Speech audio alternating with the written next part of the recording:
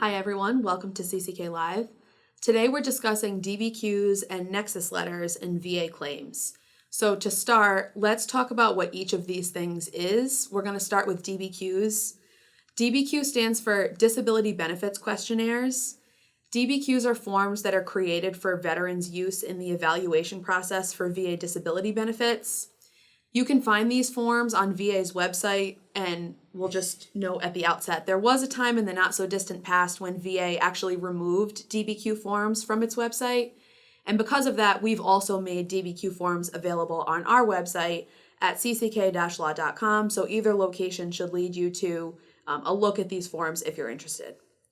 So these DBQ forms were created to answer important questions about a veteran's disability and to collect information about the symptoms, the severity, the causes, and the functional impairment caused by the veteran's disability, sometimes also its relation to other disabilities.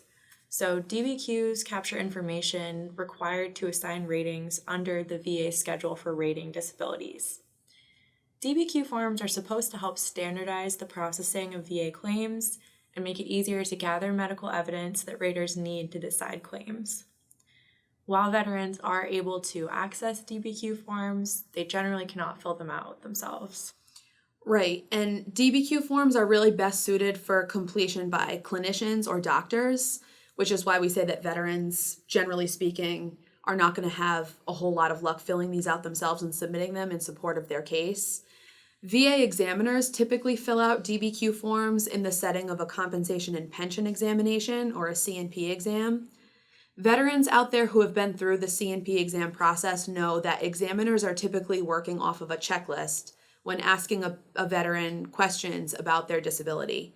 Those checklists typically come from the prompts in the DBQ forms that the examiner uses to complete the veteran's file and to capture the information that they're meant to gather in those appointments. Private clinicians can also fill out DBQ forms, and this is important to know.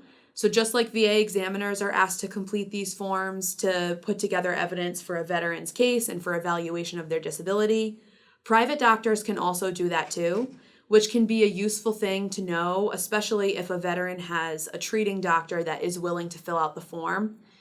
VA relies very heavily on DBQ forms, and VA is able to recognize these forms in claims files during the VA disability benefits process.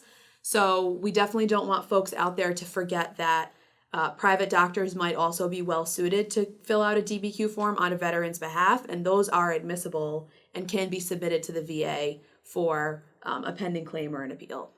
Yes, and the type of DBQ that you will want to obtain from your doctor or the type that VA will order at a C&P exam is going to depend on your condition and the claim that you're pursuing. For example, if you're seeking an increased rating, the DBQ will focus on the severity, nature, and history of your condition. If a claim is for service connection, a DBQ will prompt the examiner to give an opinion about whether a condition is at least as likely as not linked to service. And I think we've mentioned this, but we'll say it again because it's an important point. DBQs are critical because they are heavily relied upon by the VA as medical evidence that assists the disability adjudication process. Based on our practice, we know that VA directs its examiners to use DBQ forms. We know that raters recognize them, can easily spot them when they're reviewing claims files and adjudicating appeals. And for that reason, since these are such critical pieces of evidence, it's really important for veterans to be honest during their VA exams or when working with their private doctors, to be honest about their symptoms. This will ensure that the documentation in their file accurately reflects their circumstances, such as the severity of their disability or the date that their disability began to affect them during or after service.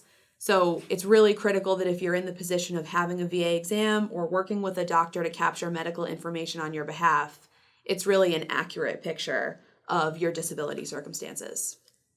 Right, so related to that, we'll talk about Nexus letters next. A Nexus letter is a document prepared for a veteran by a medical professional that explicitly connects an in-service event to the current condition for which a veteran is seeking VA compensation. So Nexus letters can be submitted with an initial claim, during the development of a claim, or during the appeals process. Ultimately, a nexus letter should address whether it is at least as likely as not that a veteran's disability was incurred during service or caused by service. Because of this, a nexus letter can also be called an independent medical opinion or an IMO, and DBQs can provide the same information that an IMO or a nexus letter would contain if VA requests the completion of a DBQ or a C&P exam while processing a claim for service connection. However, if a veteran is not going through the C&P exam process, or if a veteran's doctor is unable to utilize a DBQ form, veterans should know that they can still submit a less formal nexus letter speaking to their entitlement to benefits. It's key that these letters use VA's standard of proof, which is, again, whether it is at least as likely as not that there is a nexus between service and a claimed condition. So it doesn't have to be more likely than not, although that is also useful. As long as the evidence is relatively equal, that's the standard that VA looks for. Right, and as Claire mentioned, veterans can certainly ask their physicians or healthcare providers to write a nexus letter for their claim on their behalf. Typically, these letters will cite the veteran's medical records, they might cite other research or data, and any other supporting evidence that would be needed to bolster the opinion that the doctor is putting together. The nexus letter, if a veteran out there is trying to obtain one, it can and should draw on information from the veteran's particular service medical and sometimes personnel records, and of course the veteran's relevant medical history. That's a really important thing that we encourage folks out there to ensure that your nexus letter does talk about your relevant medical history. And whether you submit a DBQ, a nexus letter, an IMO, or any combination of these things, it's important to keep in mind, no matter what the form of the evidence that you're submitting is, there are some core features that make a piece of medical evidence probative or helpful in VA cases. So as we mentioned before, one of those things is the appropriate standard of proof. DBQs or nexus letters need to adhere to VA standard of proof, which is the at least as likely as not standard. They need to be premised on a thorough review of the veteran's relevant medical records, which we mentioned, and often their claims file as well. They need to be signed and dated by the doctor who's filling out the evidence. And they should also reflect the name and credentials of the clinician completing the evidence. And really importantly, I know Claire and I have worked on cases where this is really critical in the case, the medical evidence needs to contain an adequate rationale. Whatever opinion the clinician reaches, it needs to be supported by evidence, research, data, or just an otherwise logical opinion. This is a really key piece of a piece of medical evidence that makes it helpful or not in the VA adjudication process.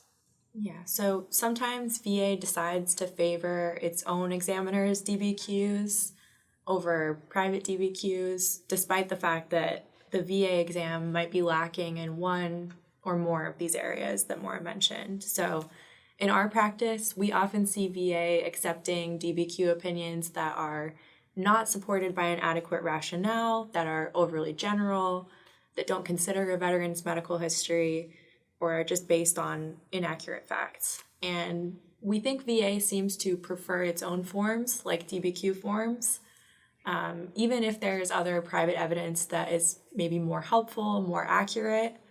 VA also prefers evidence that is framed in the terms that are contained in its own rating schedule, in its own rating criteria. So that's another reason VA might overlook a private medical opinion, even if that opinion is probative and well supported, if it doesn't use kind of the magic words in VA's regulations.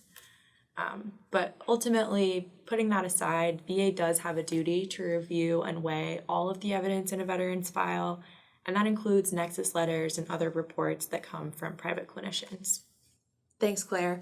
For more information, if you need it, on nexus letters, DBQs, C&P exams, how to use each of these in your case, we've got a lot of content on our website, our blog, and even our YouTube channel. Our website is at cck-law.com.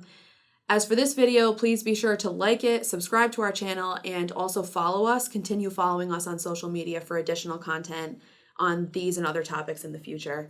And thank you all so much for joining us today.